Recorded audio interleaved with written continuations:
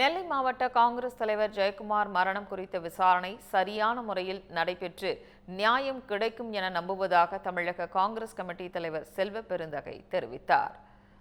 சென்னை கிண்டியில் காமராசர் நினைவிடத்தை கட்சி நிர்வாகிகளுடன் தமிழக காங்கிரஸ் கமிட்டி தலைவர் செல்வ பெருந்தகை பார்வையிட்டார். பின்னர் செய்தியாளர்களை சந்தித்த அவர், காமராசர் நினைவிடத்தில் முறையான பராமரிப்பு பணிகள் நடைபெறவில்லை என்றும் நினைவிடத்தை இடுகாடு போல் வைத்துள்ளதாகவும் குற்றம் சாட்டினார்.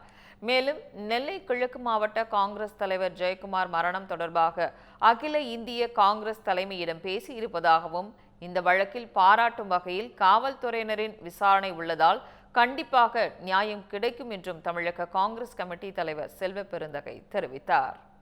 கட்சி ரீதியா நேத்திக்கு கூட எங்களுடைய மேனாள் தலைவர்கள் திரு ஈவி கேசா இளங்கோவன் அவர்கள், திரு கிருஷ்ணசாமி அவர்கள், திரு அழகிரி அவர்கள், திரு கிருஷ்ணசாமி அவர்கள்லாம் நேத்திக்கு கலந்து பேசி, சில மாநில தலைவர்கள் எங்களுடைய அலுவலகத்துக்கு வந்திருந்தாங்க.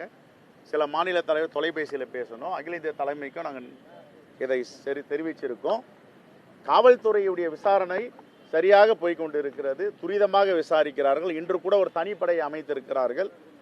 பாராட்டுக்குரிய விசாரணை போய்கொண்டிருக்கிறது. நாங்கள் நம்பி இருப்பதெல்லாம் காவல்துறை விசாரணையை மட்டும்தான்.